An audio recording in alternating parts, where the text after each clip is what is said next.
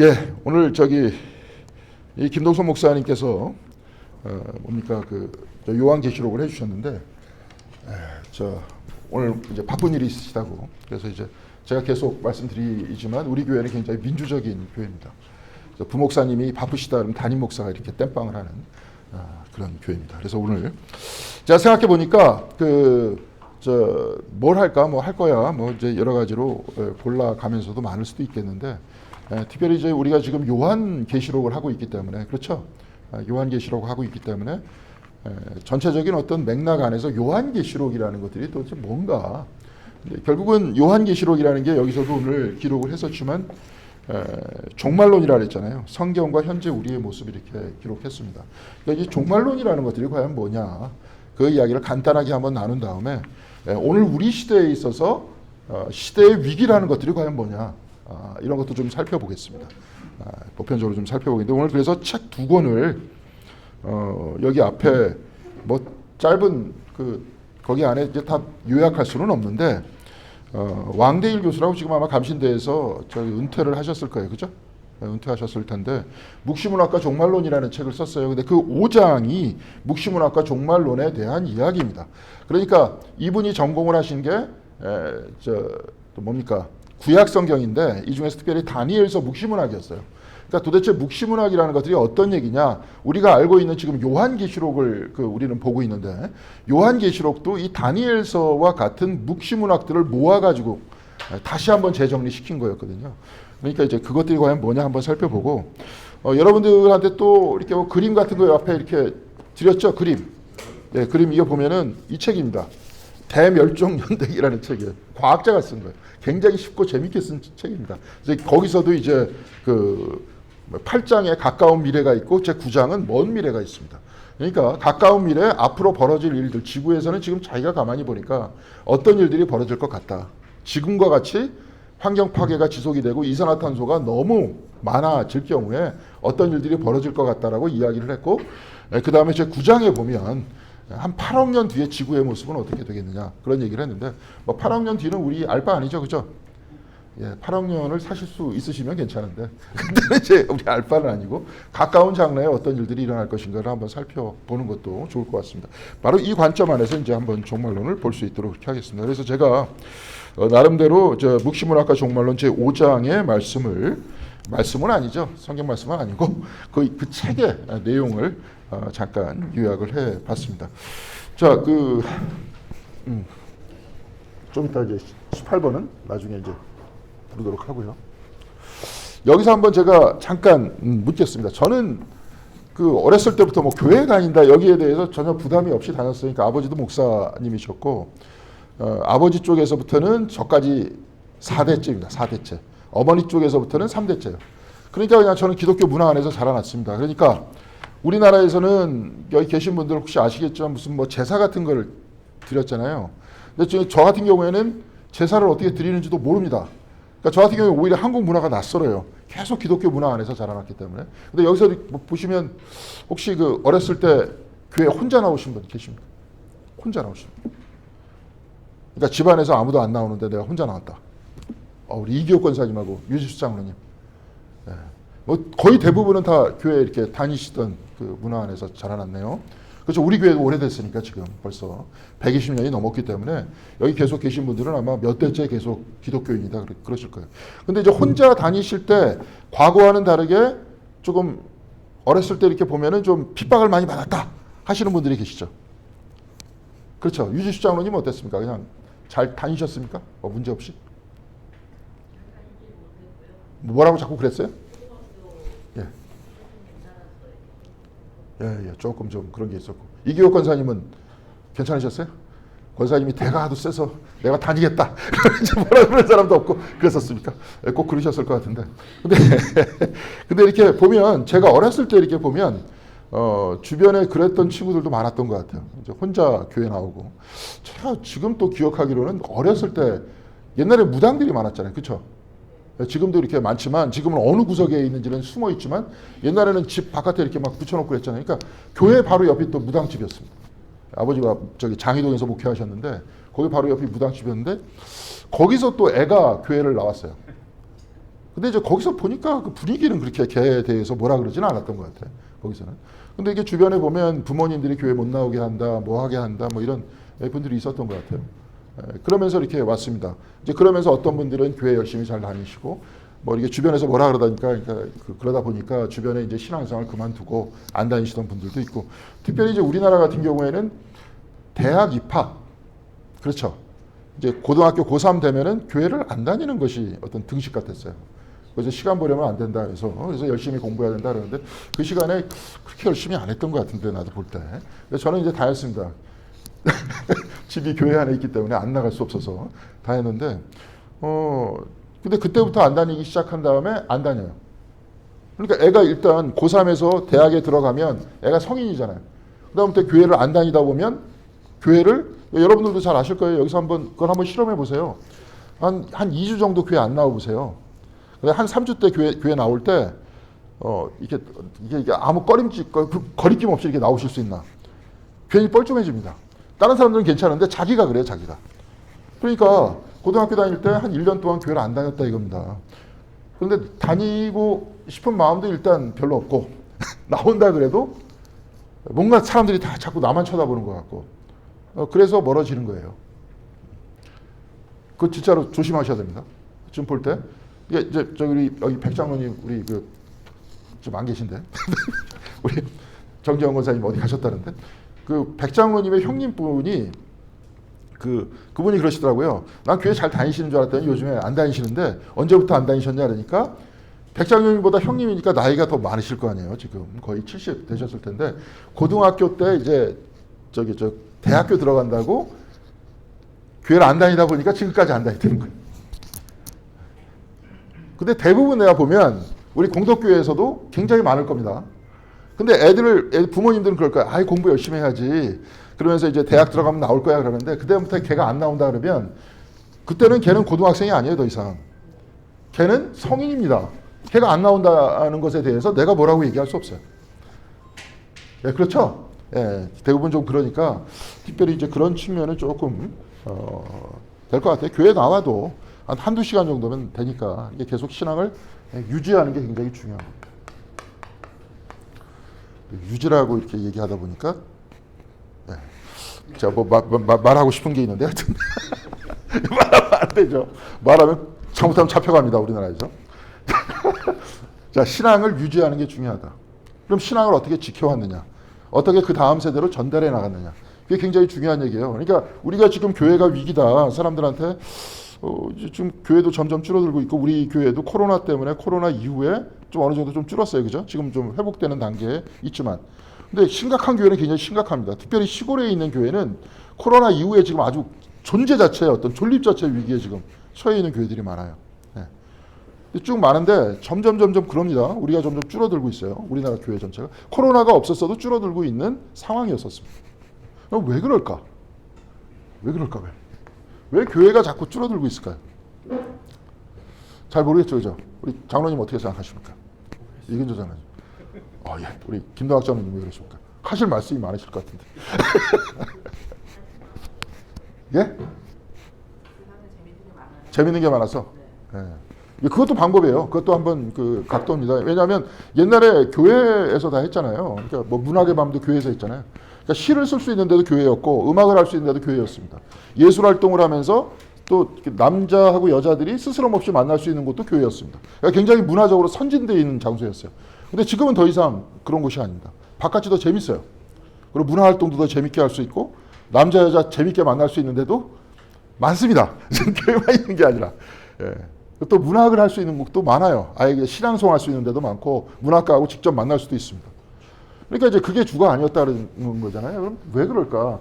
그러면은 우리가 볼 때 저는 그런 것 같아요. 목사로서 보면 그럼 신앙이라는 것들이 우리들한테 중요한가? 신앙이 중요한가?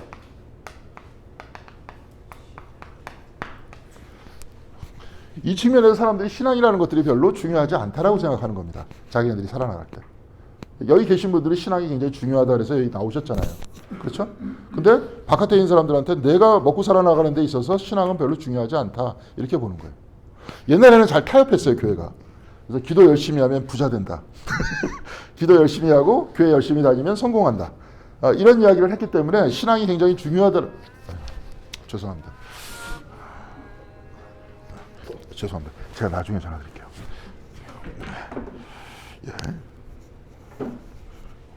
우리 먼저 정동교회 장로님께서 잠깐 전화를 하셔서 중간에 끊어버릴 수는 없고 해서 됐습니다. 자, 그럼 신앙이 왜 중요한가에 대한 이야기를 먼저 해야 될 것 같아요. 우리들도 먼저 따져봐야 됩니다. 왜 나한테 신앙이 중요한가?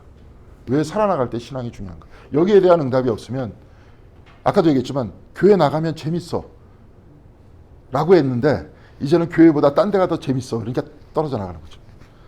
근데 왜 나한테 신앙이 중요한가? 라는 형태를 자기가 어떤 대답을 가지고 있다면, 그렇죠. 우리 권사님도 나는 굉장히 내 생활 속에서 신앙생활이 굉장히 중요해. 그런데 교회를 안 다니고 혼자서, 그러니까 이런 사람도 있겠죠. 교회를 다니지 않고 내가 집에서도 혼자 충분히 신앙생활 할 수 있어. 그런 사람이 있을 수 있겠죠. 그렇죠? 그런데 제가 가만히 보니까 그렇게 하면 신앙을 유지하기가 쉽지 않아요. 예, 그런 겁니다. 자, 그러면은 교회 다녀야 신앙생활을 유지하는데 굉장히 유리해. 이렇게 이야기할 수 있겠죠. 그렇죠? 예. 자, 그러면 이 부분에 대한 응답을 나도 해야 되고, 그러면서 교회를 안 다니는 사람한테도 이야기를 해야 돼요. 근데 교회를 안 다니는 사람은 별로 중요한 게 아니라는 거예요. 근데 그 두 가지의 그 어떤 위기가 있어요. 첫 번째 위기는 뭐냐면 하나님에 대해서 믿을 수가 없다는 거예요. 근데 왜 믿을 수 없냐면 현대인들이 있다 없다를 따지는 건 뭐냐면 오감에 의해서 포착되는 것만 있던 거고 거기서 포착되지 않으면 없는 거예요. 그게 과학입니다. 과학이 어려운 말이 아니에요. 눈으로 보여지든지 귀로 들리든지 접촉하든지 아니면 냄새 맡든지 뭐 하든지. 근데 그걸 확장시키는 겁니다. 눈으로 보이는 거는 우리가 여기서 쭉 보면 뭐가 보입니까? 여기 지금 또 꽃 같은 게 보이죠? 이 현미경으로 대고 보면 어떻게 될까요? 지금 이거보다 훨씬 더 자세히 보일 거 아닙니까? 근데 결국은 어떻게 보나 보이는 겁니다. 망원경으로 보나 현미경으로 보나 보여야 되는 거예요. 그래야지 있는 겁니다. 거기서 안 보인다. 없는 거예요. 근데 그 사고방식이 지금 우리를 지배하고 있습니다.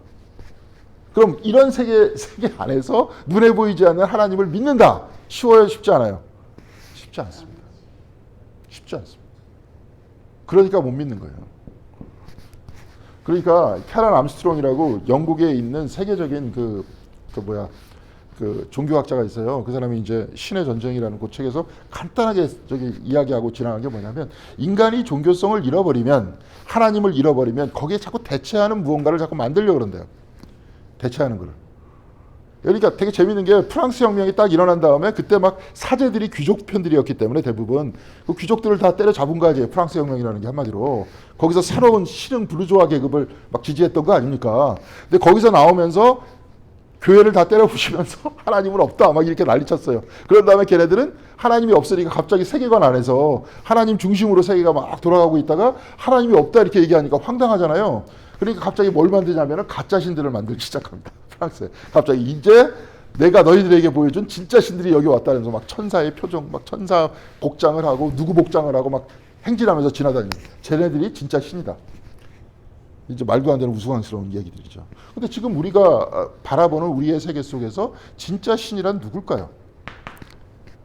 우리가 알고 있는 과학적 세계관 안에서 진짜 신은 누굽니까? 진짜 우리를 움직이고 세계를 움직이는 신은 누굴까요? 예? 돈이겠죠. 맨날 뭐 가지고 싸웁니까 지금? 이거 가지고 싸우는 거 아니에요? 솔직히 다 따져놓고 보면 이거 가지고 싸우는 거잖아요. 돈이 뭐 때문에 이렇게 돈을 좋아할까요? 내가 원하는 거를 즉각 해결해 주잖아요. 내가 뭘 가지고 싶다 하면 해결해 주고, 뭐 자동차 타고 싶다 하면 해결해 주고, 어디 가고 싶다 하면 이게 있어야 되고, 먹고 싶다 그래도 이게 있어야 되고. 그러니까 현대인들한테는 누가 신이냐? 얘가 신인 겁니다. 눈에도 보이고 내가 가지고 있는 욕망을 즉각 해결해 주고. 하나님한테 기도해 봐요. 즉각 해결해 주나요? 나 여기 돈이 없는데 나 일본 가고 싶어요. 지금 일본 여행 가고 싶어. 기도를 오늘 밤부터 통성 기도를 한번 해보세요. 한 달 동안. 그럼 하나님께서 들어주십니까? 그럼 또 이제 그런 간증을 하겠죠. 혹시라도 갑자기 내가 로또를 샀는데 로또가 팍 맞아가지고 임마누엘 하나님께서 예비해 주셨다. 나와 이 말에 여호와 이레 하나님께서 예비해 주셨다. 이렇게 얘기할 수 있겠죠. 근데 그렇지 않지 않습니까? 그러니까 현대인들한테는 이게 신입니다. 그리고 우리가 가지고 있는 그 어려운 환경 안에서는 과학적 의식을 가지고 있는 상태에서 하나님을 가까이 하기가 힘들다. 그리고 가까이 할 수 있는 건 이거다. 그러면서 떠나는 겁니다. 어려운 얘기가 아니에요. 지금. 근데 지금 이것을 추구하면서 신앙을 떠났을 때 인간들이 어떤 모습들을 가고 있느냐? 지금 우리와 같은 현상, 우리와 같이 미래가 없는 시대로 우리는 가고 있다는 겁니다. 내가 볼 때는 여러분 생각해 보세요. 인간들이 자기 욕망을 누르면서 사람들과 같이 살 수 있을까요, 지금? 지금 우리 미래가 불투명해요. 지금도 보면 옛날에 사만사원이었잖아요. 지금 없어졌죠? 없어진 지가 한 얼마 된 것 같습니다. 사만사원이. 근데 우리 지금 적응됐어요. 사만사원이 없어진 데 적응을 했어요. 우린 지금. 적응을 했는데 제가 볼 때는 한 10년? 10년 좀 넘은 것 같죠. 10여 년쯤 넘었어요. 옛날에는 진짜 규칙적으로 사만사원이었습니다. 왜 사만사원이라는 것들은 여러분들한테 한번 설명해 준 것 같아요. 저는 뭐 이제 과학에는 별로 문외한이지만 그래도 대충 들은 얘기도 있고 공부한 얘기도 있고 지구 위에서 보면은 이렇게 돼 있어요. 위에 기류가 이걸 뭐라 그럽니까? 제트기류. 제트기류예요. 이 가운데 북극이 있다. 북극에 있어서의 한기를 이렇게 막아주는 기류들이 있었어요. 이렇게 있었기 때문에 얘네들이 이렇게 지구가 돌아가면서 같이 돌아가. 그럼 여기 제트기류 요쪽으로 들어갔을 때 여기 북극의 한기가 아닌 요 상태에서 우리나라가 있었을 때는 뭡니까? 따뜻했을 때예요? 차가울 때예요? 따뜻해지. 근데 요게 또 돌아가죠. 요쪽으로 들어가잖아. 그러면 추울 때 아니야. 그러니까 사만사원이 이렇게 가는 거예요. 규칙적으로. 돌아가니까 제트기류가 있기 때문에. 근데 지금 얘네들이 어떻게 됐습니까? 북극의 온난화 때문에 깨졌어요. 막 이렇게 되고 막 난리가 났습니다. 지금 막. 잘못하면 이게 심각해지면 적도 지방까지도 막 영하 몇 도가 될 수도 있어요. 잘못하면. 이게 깨졌어요. 이게 깨지면서 있다 보니까 지구가 여태까지 우리가 알고 있는 지구가 아니고 왜곡돼 있잖아요. 갑자기 지금 괜찮다가 봄 날씨였죠. 요즘에 계속. 막 한겨울에 무슨 뭐 소설이다 막 이러는데 비가 내리고 막 이렇게 난리치다가 갑자기 이번 주에는 영하 10도까지 떨어진다는. 이제 이렇게 왜곡되고 있는 게 뭐냐면 온난화 때문인데 온난화의 원인이라는 게 뭐 때문에 그래요? 이산화탄소를 많이 배출해서 그래요. 그러면 우리가 여기서 같이 살기 위해서는 이산화탄소를 줄여야 돼요. 근데 제가 좀 아까 질문했습니다. 이산화탄소를 줄일까 우리가 지금? 자기의 욕망을 억제하면서 같이 살아야 되니까 이산화탄소를 줄일 수 있을까? 줄일 수 있어요, 없어요? 없을 것 같아. 우리 스스로도 나를 못 믿겠고 딴 사람은 못 믿겠어. 왜냐? 우리가 살고 있는 세상은 커뮤니티 중심의 세상이 아니에요. 경쟁에서 나만 잘 되는 세상이에요. 내 가족만 잘 되는 세상. 남들 어떻게 되든 말든. 그런 세상 안에서 우린 지금 살고 있어요. 그러니까 그렇게 교육받았어, 어렸을 때부터. 그렇게 살아가는 방식이 옳은 방식이라고 얘기했어요. 근데 우리만 그런 게 아니라 전 세계에서 거의 모든 나라가 다 그래요. 근데 이런 나라에서 같이 살기 위해서 자기가 절제해야 된다라고 생각하는 이런 것들이 가능하겠느냐? 우리는 불가능하다고 생각합니다. 불가능하니까 우리는 어떻게 됩니까? 결론적으로 쭉 가다 보면 어떻게 돼요? 파국을 향해서 가는 겁니다. 미래가 별로 없어요, 우리는 지금. 근데 여기서는 이제 저를 비롯해서 저보다 나이들이 대부분 많으신데. 근데 문제는 지금 우리 딸 나이 애들 이렇게 쭉 보니까 결혼을 잘 안 하려고 그러고요. 아이를 잘 안 낳으려고 그래요. 이런 세상을 물려주고 싶지 않다는 거예요. 두렵다는 거예요. 애들한테 죄를 짓는 것 같다는 거예요. 걔는 더 힘든 세상 속에 살 텐데. 지금 올 여름이 몇 도였었습니까? 기온이 몇 도까지 올라갔죠, 보통? 제가 어렸을 때까지만 하더라도 여름의 기온이 33도 정도만 올라가도 엄청나게 덥다 그랬어요. 근데 지금 뭐 36도, 7도 막 올라가잖아요. 네. 근데 더 심해진다. 가면 갈수록 심해질 거라니까요. 욕망을 억제하지 못하게끔 만들어놨기 때문에. 네. 강제로 억제하지 않고, 기독교적으로 얘기하면 다 대부분 뭡니까? 이 기독교의 사랑이라는 것들이 뭐예요? 사랑으로 본인들을 내려놓고 같이 살자는 얘기잖아요. 쉽게 얘기해서. 그것이 하나님 나라다. 그렇게 얘기를 하는데, 그러고 있습니까, 우리가? 교회들도 그러고 있지 않잖아요. 지금 사랑의 교회에서 쓰는 그 전기 양, 저 정도 교회 사이즈를 만들어 놨다. 네? 금남교회 정도로 만들어 놨다. 그럼 거기서 하루에 쓰는 전기 양이 얼마일까요? 사랑의 교회가 에스컬레이터가 80개래, 그 안에. 근데 근데 그거 다 돌리려면 거기 사용되는 전기의 양이 얼마 정도 될까요? 그리고 거기 딱 보니까 유리로 건물을 졌어요. 유리로. 그러면 온방도 많이 필요하겠고 여름에는 엄청나게 냉방이 필요한 그런 장소입니다. 그러면 상관없는 거 아니에요. 우리 교회만 잘 되고 우리 교회만 크면 되지. 왜 남이 이래 걱정이야.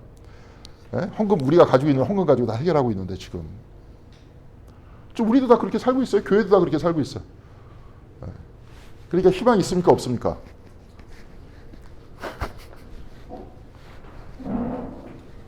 자, 이런 상황에서 우리의 신앙을 어떻게 유지할 수 있겠느냐는. 예. 자, 이런 얘기입니다. 그래서 우리는 지금 어디를 살고 있느냐? 제가 볼 때라도 종말을 살고 있습니다. 예. 이게 있었구나. 내가 뭔가 자꾸 걸린다 그랬었는데. 자, 우리는 종말을 살고 있었어요. 예. 그러니까 이 묵시라는 형태는 뭐냐면 이 종말 안에서 어떻게 신앙을 유지할 수 있는가. 이것이 묵시문학의 비전입니다. 뭘 가지고 유지했느냐? 묵시문학은 환상을 가지고 얘기했어요. 꿈을 가지고 얘기했습니다. 이제 앞으로 계속 볼 겁니다. 요한계시록에서 나와 있는 모든 얘기는 꿈과 환상에 대한 이야기입니다. 근데 꿈과 환상을 자꾸 문제가 되는 건 뭐냐면 진짜로 여기기 때문에 문제가 되는 겁니다. 진짜가 아니에요. 사람이 굉장히 힘들 때, 이게 특별히 요한계시록은 언제 쓰여진 겁니까? 박해 때잖아요. 기독교인이라는 이유 하나만으로 그냥 몰살을 시킬 때. 그러면서 바울과 같은 사람은 로마서에서 어떻게 얘기했습니까? 입술로 고백을 해서 우리가 구원을 받는다 그러죠. 남들 앞에서 고백을 했어야 됐어요. 기독교인이다. 이렇게 그러면 나는 기독교인입니다. 제가 가지고 있는 23인의 순교 당한 23명의 사람을 가지고 책을 쓴 게 있어요. 쓴 게 아니라 그 사람의 순교지. 뭐라 그럴까요? 요즘에 검사들이 뭐 조서 같은 거 쓰잖아요. 그 쓰는 일종의 그거예요. 그걸 이제 23명의 순교자들에 대해서 이게 쓴 책인데 거기서 제일 처음에 나와 있는 말이 뭐냐면 제일 앞부분에 나는 그리스도인입니다. 먼저 얘기를 했어야 됐어요. 근데 그거는 뭐냐면 그리스도인을 다 잡아 죽인 이유는 뭐냐면 로마 시대 같은 경우에는 종교에 대해서 굉장히 관용적인 나라였습니다. 근데 기독교만 그렇게 박해 있어요. 왜 그랬을 것 같아요? 유대교도 괜찮았어요. 유대교도 1년에 황제를 위해서 번제 한 번 정도만 이렇게 드려주면 너희들 다 종교 허용해 줄게. 그러니까 유대교에서도 맨날 번제를 바쳤어요. 그냥 번제 바치고 무슨 제 바치고 계속 그러니까 그냥 대제사장이 눈 그냥 질끈 감고 하나님 그냥 용서해 주세요. 그래서 국민을 하듯이 소 한 마리 잡아주고 황제를 위해서 좀 빌어주고 그럼 끝났어요. 그럼 유대교도 박해를 안 받았습니다. 기독교도 박해를 안 받을 수 있었잖아요. 굉장히 다양한 종교가 있었는데. 근데 기독교는 박해를 받았단 말이에요. 왜 그랬을 것 같아요? 예? 여러 번 얘기하지만 그리스도라 그러잖아요. 우리가. 그죠? 예? 그리스도는 뭐냐면 신의 아들이라는 뜻이에요. 우리 메시아에 대한 번역인데 히라보에 대한 번역인데 이건 뭐냐면 황제 옆에 쓰던 거였었습니다. 우린 예수 그리스도 그러잖아요. 아우구스토 그리스도였어요. 신의 아들 아우구스토 황제 이 뜻이었습니다. 근데 그 사람들은 기독교인들은 뭐라 했습니까? 아우구스토가 그리스도가 아니라 누가 그리스도예요? 예수가 그리스도라 그랬어요.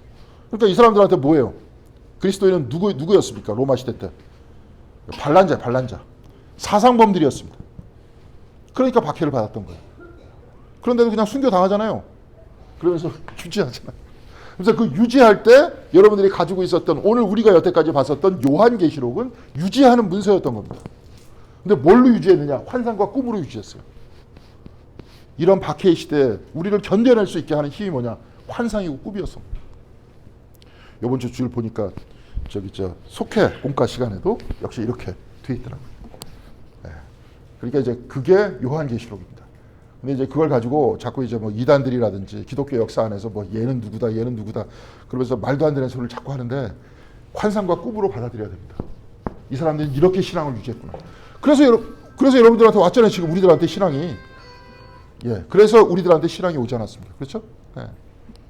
아까도 얘기했지만 제가 물었습니다. 어렸을 때 집안에서 좀 박해받지 않았냐. 유지숙 장로님께서 신앙을 유지하셔서 우리 교회 장로님까지 되시고 좀 여기 계시잖아요. 우리 이기호 권사님도 좀 어디 가셨어요? 이기호 권사님도 유지하셔서 여기 가지고 계시잖아요. 근데 그때 어떤 방법으로 그러면 내가 그 신앙을 지켜왔느냐. 그게 그 사람의 묵시입니다. 특별히 꿈과 환상이다. 그럼 그걸 가지고 버텨왔다. 아니면 어떤 사람은 어떻게 버텨요? 나는 잘 모르겠습니다. 하도 나는 그냥 교회 안 가면 오히려 혼나는 집안에서 살아왔기 때문에 저는 잘 이해를 못하지만 그렇게 유지해 왔다 하는 것들을 한번 살펴보시고 묵시문학이 뭔지를 한번 보겠습니다. 제가 이 책, 이제 벌써 시간이 이렇게 갔네.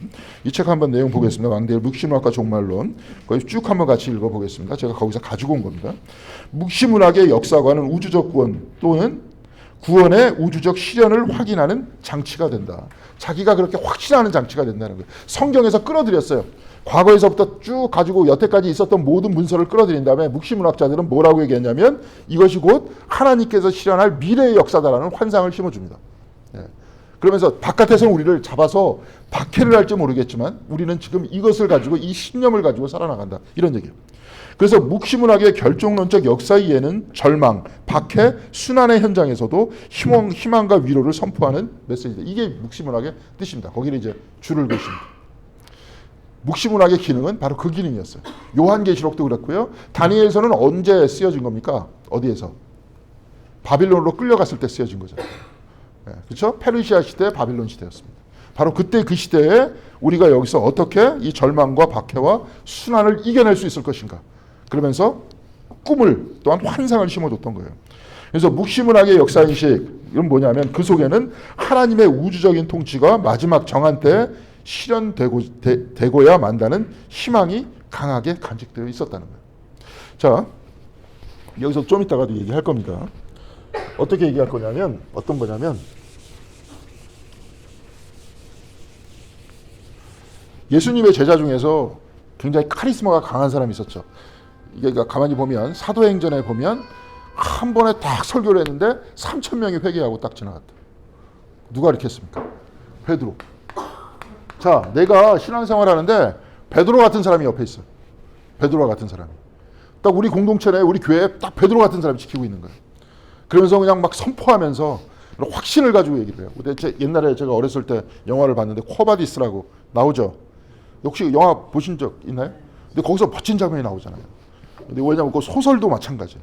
소설도 베드로가 바깥으로 가는데 저기서 누가 와. 내가 누구냐 그러니까 누구십니까? 그러니까 그 예수님이 갑자기 빛 사이에서 나타나서 그러잖아요.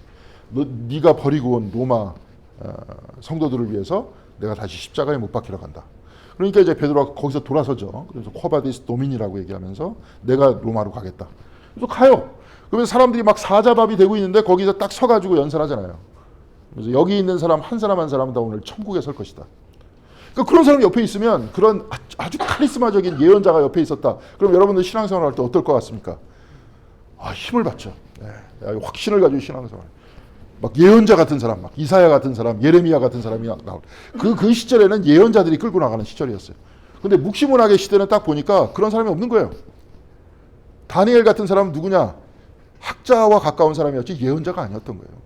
요한계시록의 그 시대에도 이제 제자들이 다 1세대 제자들이 다 죽고 이제 없어 주변에. 그렇죠? 요한계시록 한참 뒤에 쓰여진 거니까. 그러니까 뭘 가지고 그걸 버텨낸 거예요. 그러니까 결국은 환상이에요. 이들을 버텨낼 수 있는 힘은 뭐예요? 환상? 꿈이에요. 저걸 가지고 버텨내는 겁니다. 그래서 제일 중요한 게 뭐예요? 아까 논란의 언어 뭡니까? 유지예요. 신앙을 유지하는 거. 그래서 그때 버텨냈기 때문에 신앙이 여기까지 왔잖아요.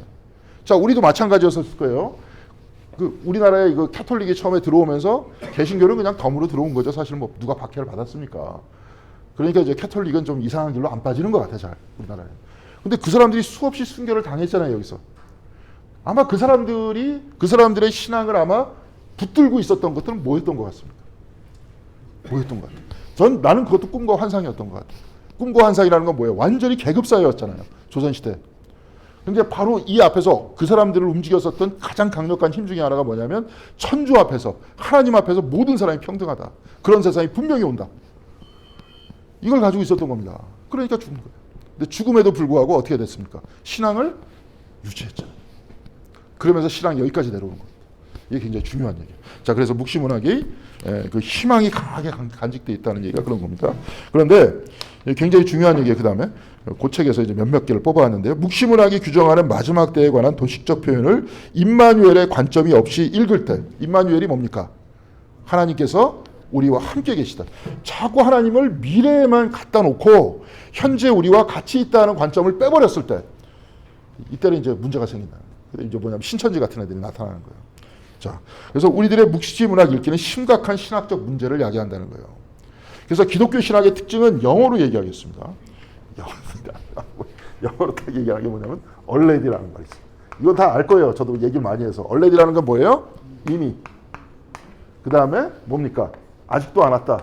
not yet. 이건 아직 아니. 이미와 아직이 같이 들어가 있습니다. 우리의 신앙도 마찬가지. 하나님 나와 함께 계셔. 하나님은 또한 영원히 우리의 뭐가 되십니까? 목적이 되셔요. 자, 이것이 삼위일체의 뜻입니다. 뭐 삼위일체라는 것들이 셋이 하나냐, 하나가 셋이냐 이런 말장난이 아니에요. 하나님이 내 앞에 계시고 하나님이 나와 함께 계시고 나를 이끌고 가신다. 이런 얘기예요. 나한테 임재하시는 하나님 성령 하나님이시고 목적이 되시는 분은 누구십니까? 성부 하나님이세요. 그 목적을 구체적으로 보여준 분이 누구예요? 그렇게 사는 삶을. 예수잖아요. 성부, 성자, 성령이 나와 함께 있으면서 이미와 아직이라는 것들이 역동적으로 같이 움직이는 게 우리 신앙이에요. 그러니까 우리는 미래에 대해서 꿈을 꿔야 돼요. 이런 세상이 이제 끝날 거다. 아까도 얘기했지만 이 생태계 파괴되는 이 절망적 상황이 끝날 거다. 근데 이 끝날 거다 이야기하는 베드로와 같은 카리스마적 지도자가 나타나면서 막 끌고 가면 되는데 이런 사람이 없었을 때는 우리는 어떻게 해야 됩니까? 꿈을 꿔야 되는 거예요. 그러니까 지금 우리 시대는 꿈을 꿔야 되는 시대예요. 우리는 분명히 이 세상이 하나님의 역사 안에서 사랑의 나라로 하나가 될 것이다. 이런 꿈을 꾸는 사람이 필요해요. 이런 사람이 바로 묵시문학자들이에요. 꿈을 꾸지 않고 그냥 다 같이 절망하면 어떻게 될 것 같습니까? 유지가 되는 게 다 어떻게 되는 거예요? 무너지는 거예요. 무너지는 거예요. 그러니까 우리는 빨리 지금 꿈을 꿔야 돼요. 근데 꿈을 꾸는데 이런 이 환상에 대한 꿈을 꿔야 돼요.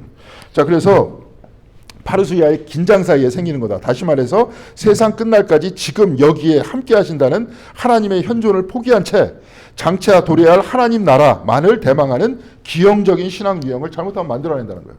그래서 내가 보면 요한계시록 잘못 읽어가지고 집안 다 버리고 말이지. 갑자기 산속으로 들어가고 그런 사람들이 있죠? 있었죠?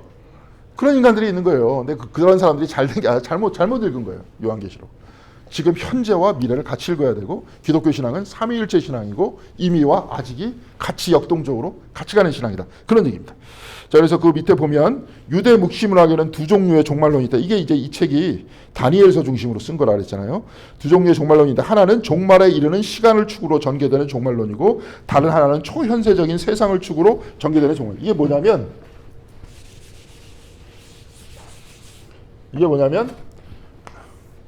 자, 여기 종말이 있습니다. 종말. 자, 우리는 세상이 종말을 향해서 가고 있어요. 우리는. 그렇죠? 이게 1번이야. 그렇지만 그 2번은 어떻게 돼요?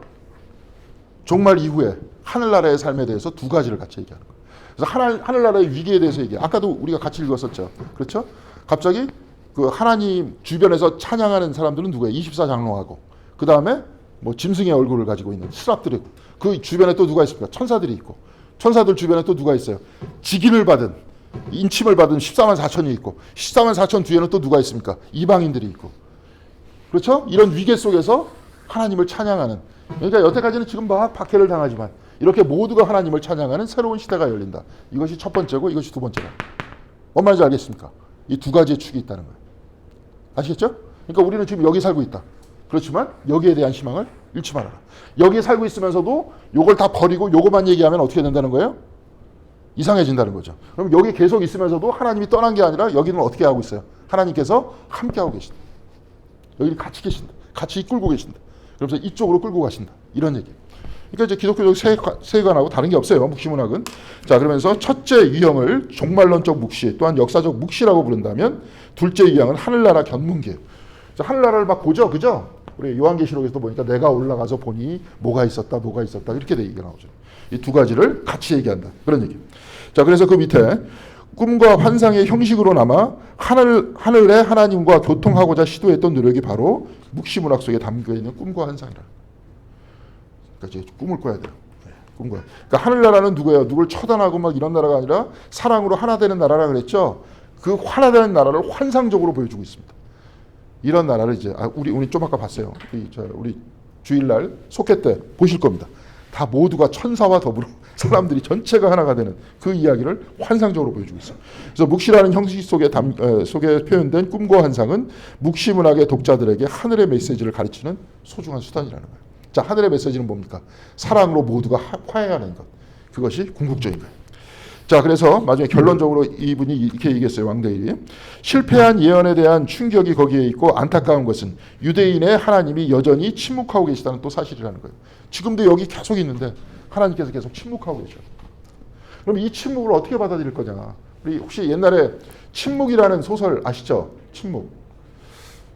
근데 이제 거기서는 침묵하고 계신 하나님을 보면서 묵시문학적으로 가는 게 아니라 어떻게 돼요? 더 깊이 예수 그리스도를 이해하는 방식으로 갑니다. 이거는 묵시문학이 아니에요. 그런데 묵시문학은 이것이 깨지면서 새로운 세계가 열린다고 생각하는 게 묵시문학이에요. 나중에 침묵도 그 사일런스라고 그 영화가 있습니다. 그것도 언제 한번 보면 좋을 것 같아요. 자, 더 이상 예언자도 없고 더 이상 하나님도 말씀하시지 않는 시대가 열린 거라는 거죠. 아까도 얘기했지만 베드로와 같은 카리스마 있는 사람도 없고 주변에 그런 열정적인 사람들도 없는 그런 시대가 열린 거래요. 그야말로 밤에 해당되는 시대였다는 거예요. 특히 다니엘서에서. 묵시문학적 종말론은 옛 예언을 그들이 현재 당하고 있는 현실의 삶 속에서 다시 적용해 보면서 작성된 가르침입니다. 다시 과거의 이야기, 비전에 대한 모든 얘기를 다 끌었어요. 묵시문학을 누가 썼냐? 다니엘 같은 사람, 뭐 이런 사람 다 누구냐? 서기관이에요, 서기관. 복음서에서 보면 서기관들이 별로 안 좋은 사람은 나오잖아요. 이 사람들은 누구냐면 신학자들이었거든. 이런 사람들이 그 과거 미래에 대한 비전에 대한 모든 얘기를 다 모았던 거예요. 그러면서 여기서 꿈과 환상을 심어줬던 거예요. 그래서 다니엘서의 저자는 미래를 알고자 과거를 파헤쳤다는 거예요.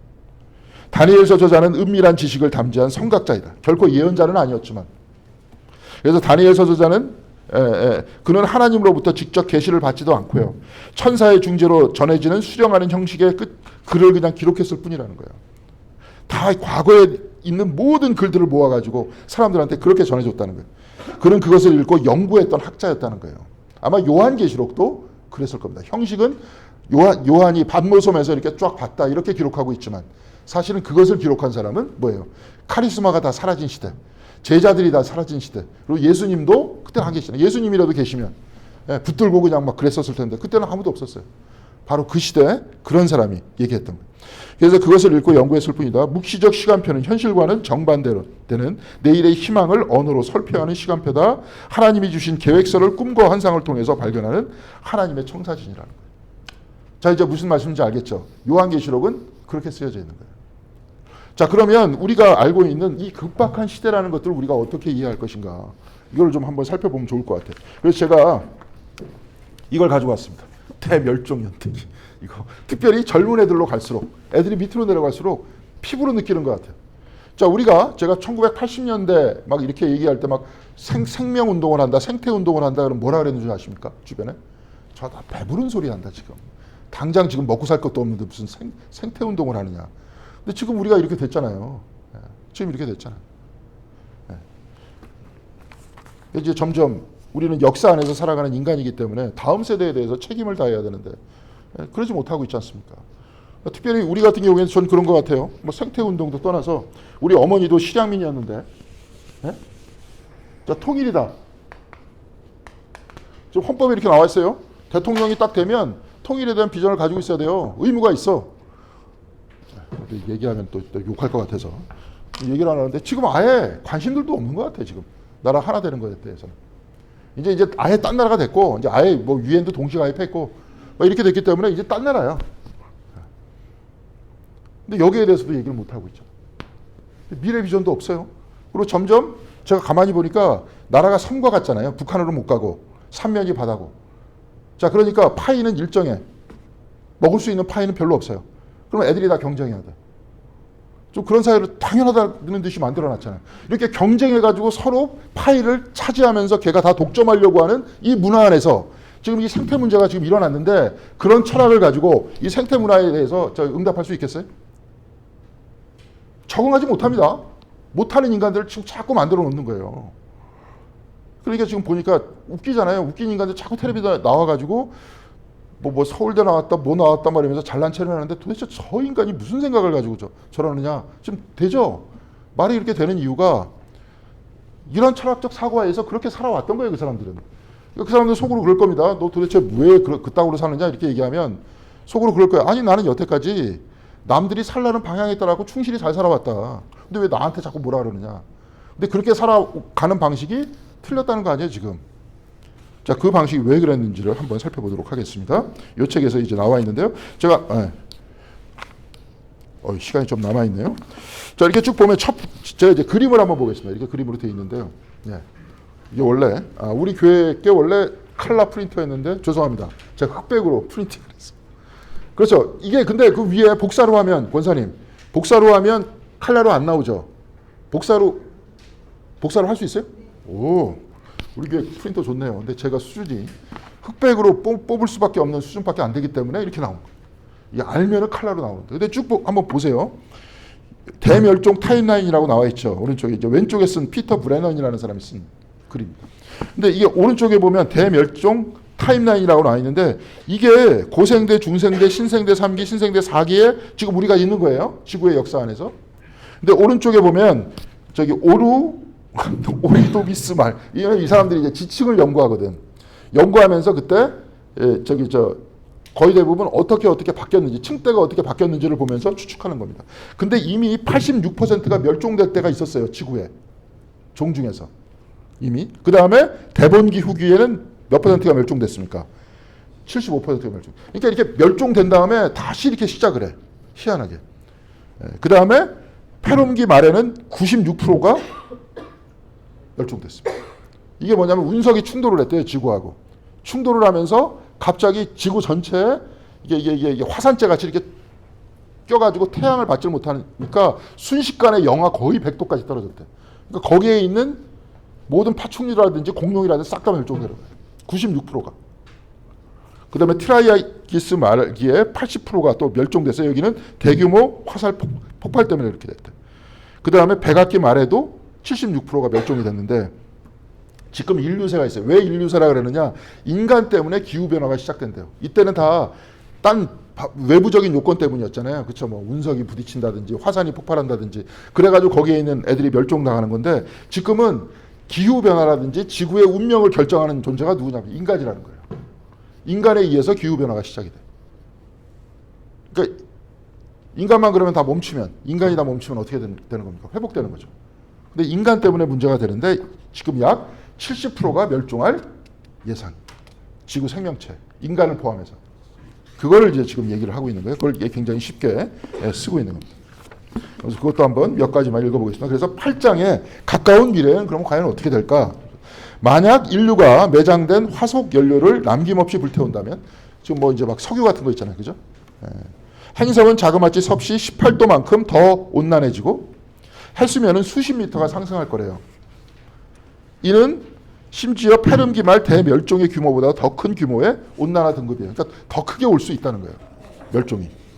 그래서 그 밑에 보면 행성이 마지막으로 4도가 더 더워졌을 때 아까는 18도라 그랬죠. 그죠? 18도가 더 올라간다는데 4도가 더 더워졌을 때 북극이건 남극이건 얼음이라고는 없었고 해수면은 오늘날보다 80m가 높았대요. 4도 정도만 높았을 때. 근데 어떻게 더 높아진다는 거예요? 18도가 높아진다는 거예요. 안에 있는 거 다 태우면. 그러면은 4도가 더 더워져가지고 80m가 높아질 때보다 비교하지 못할 정도의 대멸종이 온다는 거죠. 근데 아까도 얘기했지만 우리가 가지고 있는 철학과 삶의 방식들이 이것을 제어할 수 있도록 만듭니까? 아닙니까? 없도록 만들어요. 이게 제어하지 못해 지금. 통제가 안 됩니다. 이게 이렇게 될 수밖에 없는 게 그래요. 예를 들어서 한 회사가 있다. 옛날에 기아라는 회사가 있었죠. 기아 자동차 회사. 망했죠. 부도가 났잖아요. 왜 부도가 났습니까? 왜 났던 것 같아요? 뭐 이유가 여러 가지가 있겠죠. 근데 제가 가지고 있는 경제적 상식을 가지고는 뭐냐면 이 사람들이 딴 거를 안 해서 그래. 자동차만 만들어서 그래. 그 기업에는 미래가 없어요. 그러니까 지금 아마존이라고 회사 있죠. 그 회사가 원래 뭐 하는 회사였는지 아십니까? 책만 팔던 회사, 책만. 책만 팔던 회사였는데 과거에 책을 어디서 팔았냐면 게러지라 그러잖아요. 미국 그 주차장. 거기서 책 내놔가지고 그거 이렇게 모아가지고 팔던 회사였어요. 그런데 왜 지금 굴지의 회사가 됐느냐? 끊임없이 확산했잖아요. 책만 파는 게 아니라 뭘 팔고 있습니까, 지금? 나중에 막 이렇게 하다 보면은 예를 들어서 은행같이 뭐 돈도 빌려주고 뭐도 하고 막 이렇게 확장하는 거예요. 그런 회사한테 투자를 합니다, 사람들이. 끊임없이 성장하는 회사한테 투자하게 돼 있어요. 그래야지 자기도 투자 자금 이상을 회수를 하죠. 그렇죠? 그러면은 무조건 다 성장하라는 거 아니에요, 그러면. 성장 안 하면 다 도태되는 거고. 그럼 이렇게 무한대로 성장했을 때는 어떻게 되는 겁니까, 다? 무한대로 성장하고 싶을 때 뭐를 쓰는 거예요? 성장하면서 뭐를 사용합니까? 에너지를 사용하잖아요. 지금 우리가 이 구조를 벗어나지 못하면 끝난다는데 이 구조로 전 세계가 돌아가고 있어요 지금. 그러니까 별로 미래가 없다는 겁니다. 기독교적 방식은 뭘까요? 그럼? 기독교적 방식은 그렇게 무한대로 성장하라는 걸까요? 아니면 이웃을 사랑하라는 겁니까? 예. 지금 우리가 그렇잖아요. 우리는 그냥 그러면 몇몇 클럽 사람들이 모여가지고 야 이렇게 살면 안 돼 이 정도로 끝나고 있잖아요. 근데 만약에 우리가 가지고 있는 삶의 철학과 방식과 삶의 양식이 전 세계를 지배를 했다. 그럼 이런 위기가 생기겠습니까? 안 생기겠습니까? 안 생겨요. 근데 이렇지 않은 세상으로 지금 우리는 와 있잖아요. 기독교도 힘도 못 쓰는 시대. 네. 자, 그래서 그 다음에 굉장히 재밌는 얘기가 있습니다. 제가 한번 읽어보겠습니다. 1977년 고작 여름 하루 동안 뉴욕에서 전력이 나갔을 때 하루 동안 완전히 전력이 꺼졌어요. 요즘엔 잘 안 그러지만 폭동이 도시 전역을 휩쓸었대. 하루 동안 그랬는데 폭동이 수천 군데의 사업장이 약탈자에게 파괴되었으며 방화범이 저지른 화재가 1000건을 넘었대요. 2012년 인도에 우기가 오지 않았을 때 6억 7천만 명의 사람들, 전 지구의 10% 그것이 전력에 접근할 수 없었대요. 자, 뉴욕에서 하루 동안만 전기가 들어오지 않았는데도 난리가 났었습니다. 그런데 이제 앞으로 점점 이게 심해지면서 전 지구적 현상이 되면 어떻게 되겠습니까? 우리나라에 지금 서울에 전기가 한 이틀 동안 안 들어왔다. 그럼 어떻게 될 것 같아요? 여러분들 더 피부에 와닿는 말씀을 할게요. 아까 인도자 교육 시간에 얘기했는데 전기가 안 들어오고 물이 안 나와. 한 달 동안 아파트에. 그럼 화장실 어떻게 갈 것 같아요, 여러분? 다 수세식이잖아요. 화장실 어떻게 갈 거예요?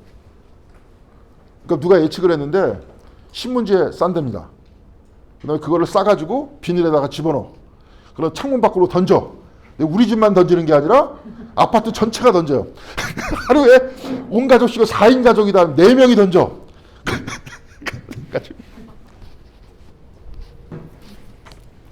자, 그런데요. 그렇게 된다는 겁니다. 이건 이제 우리가 가지고 있는 이게 상황 자체가 어려워지면 어떻게 될 것 같아요? 지금과 같이 뉴욕에 하루 전기가 나갔을 때 같이 폭동이 도시 전역을 휩쓸고 수천 군데의 사업장이 약탈되고 난리가 나는 겁니다. 그렇게 되면. 예. 그래서 2050년에 이르면 50억 명의 사람이 물 부족 지역에서 살아간대요. 자, 그럼 이 사람들이 물 부족 지역에서 살아가면서 계속 참고 있을까요? 50억 명의 사람들이? 그럴까요? 어떻게 할까요? 싸울까요? 아니면 계속 이렇게 살아갈까요? 싸우겠죠. 전쟁이 일어나는 겁니다. 지금부터 30, 50년 전후를 해서 물전쟁이 시작될 거라는 거예요. 30년, 50년 전후에서. 그러니까 지금 한참 젊은 애들, 걔네들이 어느 정도 나이가 든 다음에 중년 이상이 된 다음에 경험할 세상들. 지금 계속 이대로 간다면. 자, 만약 인구의 10%가 난민촌에 앉아있는 피난민이라면 한 나라의 GDP가 어떻게 될지를 모형화하는 작업은 어떤 경제학자도 안 하고 있대요. 근데 쉽다는 거예요. 만일 중국에서 노동하던 사람이 카자흐스탄으로 이주를 해야 되는데 거기서 일을 하지 않는다면 10%나 되는 사람이 이주를 한다면 일을 안 해. 그럼 어떻게 되겠습니까? 경제에 타격이 있는 거예요. 그 다음부터 그 사람들하고 갈등이 일어날까요? 갈등이 안 일어날까요? 중국 사람하고 카자흐스탄하고. 갈등이 일어나죠. 그럼 거기서 뭐예요? 또 폭동이 일어나는 겁니다. 이게 그거만 끝나는 게 아니라 싸움이 일어난다는 거예요. 그러면서 이렇게 얘기해요. 나는 알고 싶었다. 만약 6번째 대규모 대멸종이 진짜로 온다면 도피처는 어디에 있을까? 이렇게 물어보니까 또 과학자가 이렇게 대답했대요. 많지 않을 겁니다. 인간의 발자국은 진정으로 구석구석에 침투했대요. 전 세계에. 남극 기지에서부터 그린란드의 북쪽 해안에 이르기까지 해저 서식지에서부터 산꼭대기에 이르기까지. 그러니까 옛날에 우리 대멸종이 오든지 이런 종말이 오면은 이런 사이비 종교 교주 같은 사람, 옛날에 우리나라에도 정감농 뭐 이런 책이 있었는데 나한테 오면 어느 도피처로 가면 뭐 예를 들어서 동학도 그랬습니다.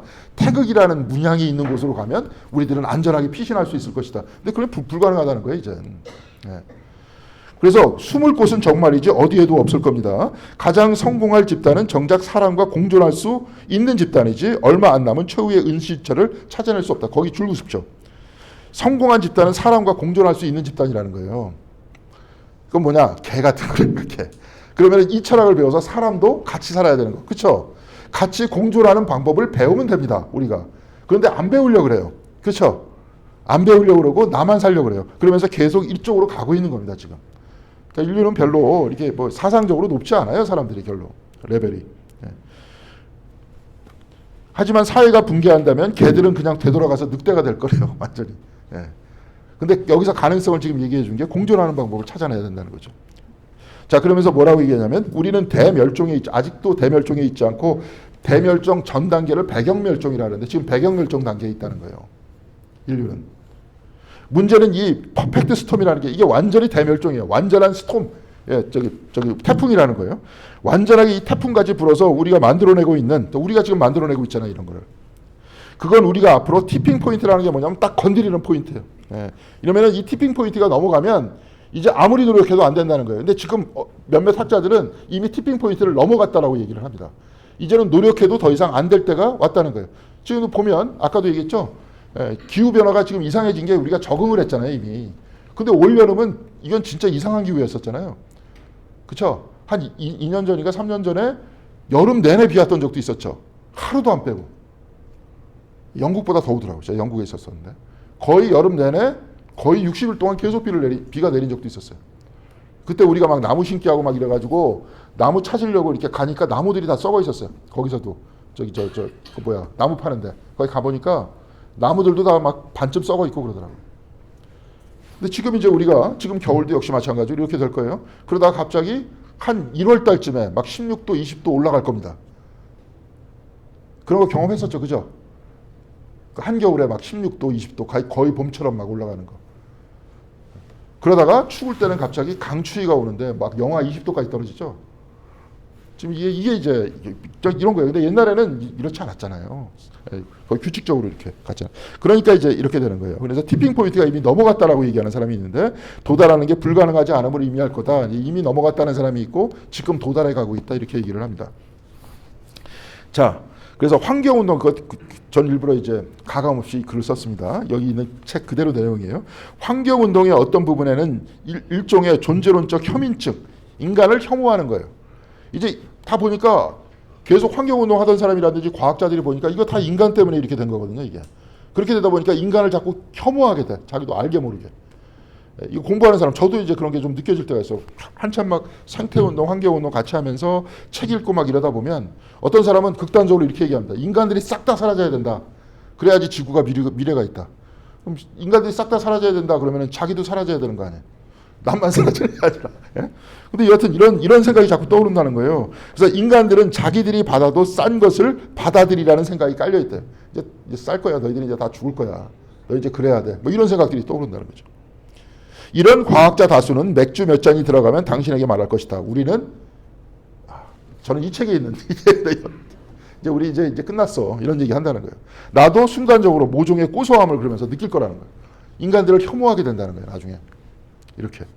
그러면서 여기서 얘기합니다. 이 과학자인데 지금 철학을 들먹이는데 저는 일부러 여기다 이렇게 썼습니다. 철학에는 완전한 하나의 분과로 가치론이라는 게 있는데 가치론은 뭐냐면 윤리예요. 윤리론이에요. 그것은 무엇이 선인지 무엇이 소중한지를 생각하게 한다는 거예요. 과학한테는 있습니까? 없습니까? 현대과학에는. 없습니다. 없어요. 여러분들은 다 과학자들은 뭐냐면 여러분 다 우연히 태어났고 우연히 살다가 어디로 가는지 모르고 그냥 다 죽는 거예요. 삶에 의미 없어요. 자, 그러다 보니까 삶을 자기 자신을 잡아주는 것. 우리는 좀 아까 삼위일체를 얘기하면서 하나님께서 우리와 함께 계시고 그렇죠? 우리의 모범이 되시고 우리를 이끌고 가신다. 지금도 창세기 제2장 7절을 보면 뭐예요? 아담의 코에다가 생기를 불어넣으시니 사람이 생명이 됐다. 아담은 뭐냐면 흙이란 뜻이고 인류란 뜻입니다. 여러분들이 다 한 분 한 분이 아담이에요. 그럼 성경책 창세기 2장 7절의 그 이야기는 뭐냐면 우리가 숨쉬는 걸 누가 숨쉬게 해주는 거예요? 하나님이 숨쉬게 해주는 거예요. 자, 이런 생각 속에서 하나님과 함께 늘 같이 있다라고 보는 게 우리 신앙적 삶입니다. 근데 그런 것들이 다 사라진 거예요, 이제. 그래서 우연히 태어났고 어디로 가는지도 모르고 죽으면 끝이다. 자, 이렇게 하다 보니까 제가 계속 여러분들한테 말씀드리는 거는 주변에 보면 요즘에 우울증이라든지 공황장애는 그냥 감기 걸리듯이 걸려요. 삶의 의미가 별로 없어요. 그리고 자기가 불안할 때 자기를 잡아주는 존재가 없어. 하나님이 없으니까. 그렇죠? 지금 이런 위기에 있어요. 그러니까 오히려 지금 과학자들이 지금 뭘 얘기합니까? 가치론 얘기하잖아요. 가치론이라는 게 없다 지금 과학에는. 이런 게 필요하다라고 얘기하는 거예요. 그것이 그래서 적어도 평가자는 있어야 한다. 평가자는 누굽니까? 우리식으로 따지면 하나님이시잖아요. 근데 떠나다 보니까 지금 이렇게 됐다는 거예요. 상당히 공통된 견해라고 생각합니다. 집에 아무도 없지만 그래도 경이롭도록 소중한 상황이 남아있는 우주, 그런 건 있을 수 없습니다. 말이 안 되죠. 그렇게 우주에 무엇이 좋은지 실제로 보고 알 수 있는 뭐가 필요하대요? 정신이 필요하대요. 이끌어 가시는 하나님이 필요해요. 우리는 지금. 믿지 않았기 때문에. 그러니까 저는 이렇게 봅니다. 목사이기 때문에. 지금 왜 이런 현상이 일어났느냐? 하나님 떠나서 그래요. 하나님 떠나 살기 때문에 이런 겁니다. 아예 교회도 떠났어요. 교회도 계속 그거 지지했잖아요. 같이 살면서 사랑하면서 살려고 교회에서 얘기했습니까? 아니면 저 보니까 우리 매형이 옛날에 그 교문리에서 목회를 했는데 금남교회에서 와가지고 그 개척교회 앞에서 전도지를 돌리고 있더라는 거야. 그 도대체 뭐 하는 겁니까 그 사람들? 근데 그렇게 살잖아요 지금 목사들 다 그렇죠, 그죠? 그렇게 살지 않습니까? 우리 교회도 차가 있어서 한번 싹 다 한번 쓸어볼까요? 그럼 교회 부흥할 것 같은데 버스로 그냥 한번 그저 기사 고용해가지고 골목골목까지 다 쓸어오는 겁니다. 근데 그렇게 목회하는 사람이 목회 잘한다 그랬잖아요. 이렇게 살아가는 방식이 아니었잖아요. 교회도 그렇게 안 가르쳐줬고. 그러니까 위기입니다. 그게. 교회부터. 자, 그러면서 보면 그 밑에 제가 오타가 하나 났는데 하지만 가장 오싹한 것은 주위에 아무도 없으면 가치라는 게 아예 없어진다는 사실일지도 모릅니다. 갑자기 우주에 아무 의미가 사라진다는. 지금 이게 과학이 만들어낸 세계관이에요. 지금 이 사람이 이렇게 얘기합니다. 과학자들이 이렇게 얘기하면서 오싹해진다는 거예요. 저번에도 이렇게 보니까 뭐 유튜브에서 아주 과학적 언어를 사용하면서 뭐 우연히 태어났고 뭐 마치 파충류가 막 사라지지 않고 멸종하지 않았으면 지금 어떻게 됐을까 막 신나게 얘기하더라고. 한심한 인간들. 내가 그걸 볼 때마다 지금 그게 문제가 아니에요. 지금 우리가 볼 때. 그러면서 제가 마지막으로 한 마디만 더 하고 마치도록 하겠습니다. 저 과학에는 지금 알고 있는 이런 유물론자들만 있는 것이 아닙니다.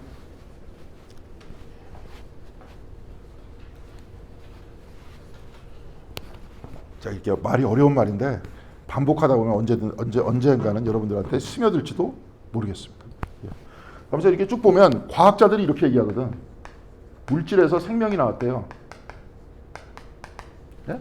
생명체에서 뭐 이렇게 식물도 있고 동물도 있고 그러잖아요. 그러면은 여기서 생명 중에서도 이제 동식물이 나왔다. 이게 식물이 먼저 나왔고 여기서 동물이 나오고 동물에서부터 유인원이 나오고 여기서 인간이 나왔다는 거예요. 네. 이렇게 나왔다라고 이야기합니다. 이게 과학적 방식이잖아요. 그렇죠? 네. 근데 여기까지만 쭉 얘기를 하는데 똑같이 얘기를 하는데 지금 요즘에 얘기하는 뭐 과학자들 가끔 여기서 얘기하는 샤르덴 같은 사람들 뭐 가끔 이제 뭐 이거 뭐 기독교인 아니지만 켄 율버 같은 사람들 이런 사람을 쭉 얘기하는 건 뭐냐면 이렇게 끌고 가면서 인간이 여러분들이 저기 원숭이하고 인간하고 머리의 차이는 뭔 것 같아요? 안면각이 있죠. 자, 원숭이는 이렇게 생겼습니다. 머리가. 근데 인간은 어떻게 생겼어요? 이렇게 거의 직각은 짱구는 아니더라도 약간 직각 비슷하게 생겼죠? 두뇌가. 예. 여기에 이제 뇌가 들어있는데, 예? 뇌가 들어있는데, 여기를 뭐냐면, 그 앞부분, 가장 큰 부분, 겉에 부분을 뭐냐면 피질이라 그래요. 피질이라 그래요. 자, 근데, 인간이 굉장히 폭력적인 사람이 있죠. 폭력적인 사람. 그 사람은 뭐냐면 여기 손해가 있는데 손해하고 대뇌 사이에 여기 간뇌식으로 돼 있어요. 이게 뭐냐면 파충류뇌래요. 과학자들은 그렇게 얘기해요. 파충류뇌. 여기서 폭력성이 나온대. 근데 파충류한테 종교가 있어요, 없어요? 파충류한테 종교가 있습니까? 아주 뱀한테 종교가 있어요? 없어요. 자, 그러면은 저 인간 나오기 전에 유인원한테 종교가 있을까요, 없을까요? 종교는 누구만 가지고 있을까요? 인간만 가지고 있어요. 그러면 종교가 나와 있는 여기 있는 유물론자들의 입장을 받아들이면서 얘기하는 거예요. 자, 그러면 인간이 가지고 있는 동물이 가지고 있지 않고 인간만 가지고 있는 게 뭐예요? 피질이야. 그럼 폭력성은 어디서 나와요? 손해하고 대뇌 사이에 있는 간뇌에서 나와. 종교하고 상관없어요. 종교는 피질에서 나와. 그러면서 샤르덴 같은 사람은 뭐냐면 이 피질을 딱 인식하면서 이 하나님을 믿는 사람이니까 여기 딱 되면서 이게 뭐냐면 하나님을 인식하기 시작했대요. 인간이. 그러면서 우리가 성경책 바울이 아레오바고에서 사람들하고 토론할 때 뭐라고 얘기하냐면 거기서 유일하게 창조의 목적이 나옵니다. 창조의 목적이 성경책에서 보면 뭐 왜 하나님이 인간을 만들었을까 뭐 여러 가지 얘기하는데 성경책에는 딱 한 군데밖에 안 나와요. 이게 뭐냐면 하나님을 더듬어 찾게 하기 위해서. 아레오바고에서 그렇게 얘기하잖아요. 하나님을 더듬어 찾게 하기 위해서 너희들 만들었다. 근데 하나님은 너희들과 멀리 계시지 않다. 그렇게 얘기하죠. 더듬어 찾게 하기 위한 거예요. 그러니까 이 모든 과정이 뭐예요? 누구를 향해서 가는 거예요? 누구를 향해서 가는 겁니까? 하나님을 향해서 가는 거예요. 하나님이 이끄신다는 겁니다. 그래서 샤르덴 같은 과학자들이 나오는 거고, 요즘에 뭐 루퍼트 쉘드레이라고 지금 캠브리지 대학 그 사람들도 과학자인데 그 사람은 기독교인이에요. 그러면서 그렇게 얘기하는 거예요. 우주를 지배하는 것은 물질이 아니라 이끄는 하나님이라는 거예요. 의식이라는 거예요. 이걸 못 봤다는 거예요. 과학자들은 보이는 물질만 본다는 거예요. 그래서 요즘에 물질 자체를 만들어 나가는 물질 주변의 영적인 기체, 아까도 얘기했지만 형태 공명 장이라 그래요. 장이라는 요소를 발견했어요. 과학자들이. 그런 이제 나중에 좀 더 복잡하니까 그거만 가지고 한번 얘기를 하겠습니다. 그래서 이끌어가는 거예요. 그래서 우리는 이걸 보면서 결국은 어디로 가요? 하나님께서 자기를 이끈다. 그럼 하나님은 뭐의 실체입니까? 요한 1서를 보면 하나님은 사랑이시다 그러잖아요. 지금 끌고 가잖아요. 이렇게. 사랑이라는 거 왜 끌고 가는 거 아니에요? 끌어당기는 거 아닙니까? 하나님은 끊임없이 사랑하면서 끌어당기고 있는 거예요. 그래서 우리는 묵시문학이다. 우리 이 환상을 꿔야 되는 거예요. 하나가 되는 환상을 꿔야 되는 거예요. 결국 하나님 안에서 하나가 된다 하는 믿음을 가지고 우리는 지금 세상과는 다른 방식으로 삶을 살아야 되는 거예요. 교회 안에서는 조금이라도 하잖아요. 헌금하면서 나누면서 살고 바깥의 세상 사람들과는 다르게 살지 않습니까? 그런 삶의 가치라든지 삶의 방식이라든지 이런 방식을 조금씩 넓혀가야 되는 거예요. 돕기도 하고 이제 같이 봉사도 하고 희생도 하고. 그래서 하나님께서는 지금도 끊임없이 주고 계시잖아요. 그렇죠? 계속 숨을 주고 생명을 주고 계시고 우리가 무슨 생각을 가지고 있든 그러면 이렇게 더불어 살면서 그런 새로운 가치를 가지면서 살아야 된다. 그래서 아까도 얘기했습니다. 왜 우리한테는 신앙이 필요하냐. 대답할 수 있죠 지금. 이렇게 살아야 되는 거예요. 그래야지 미래가 있는 겁니다. 우리들한테. 계속 저 방식대로 살면 다 망하자는 거예요. 근데 지금도 저 방식대로 열심히 살고 그런 인간들이 텔레비전에서 스포트라이트 계속 받아가면서 보기 싫은 얼굴 계속 내밀고 있습니다. 기독교인들이 오히려 그러지 말자고 얘기하더라고요. 근데 이제 같이 덩달아 그러더라고 막 아스팔트에 나가가지고. 그러지 말라는 겁니다. 자 그렇게 가가지고 결국은 이렇게 사랑의 단계로 올라가고 있다 하는 이야기들을 하고 있습니다. 자 그래서 우리 종말론이라는 것들은 뭐라 그랬죠? 요것만 이야기하고 끝나겠습니다. 다 뭐라 그랬습니까? 이런 위험한 시대에 이런 어두운 시대에 뭐 하는 거라 그랬습니까? 뭐를 꾼다 그랬어요? 꿈이야 꿈. 예. 환상이죠. 자, 환상이라는 건 뭐예요? 아까도 이야기했지만 하나님의 사랑과 하나가 되는 환상이에요. 우리는 신앙 안에서 계속 그 꿈을 꿔야 돼요. 네, 우리 교회가 만약에 묵시론을 제대로 읽는다. 그 꿈을 꾸면서 살아나가야 돼요. 그러면서 이것이 우리를 이끌고 나갈 때 신앙이 우리가 어떻게 된다 그랬어요? 유지된다. 그래서 다음 세대로 가면서 신앙이 우리의 삶이 굉장히 중요하다 하는 것들이 되고 그냥 교회가 있기 위해서 그러는 것이 아니라 우리의 생존을 위해서 우리의 미래를 위해서 우리들한테 신앙이 중요하다 하는 이야기를 할 수 있을 것 같습니다. 자, 그래서 이제 그런 각도를 가지고 우리가 요한계시록을 읽으면 재밌을 겁니다.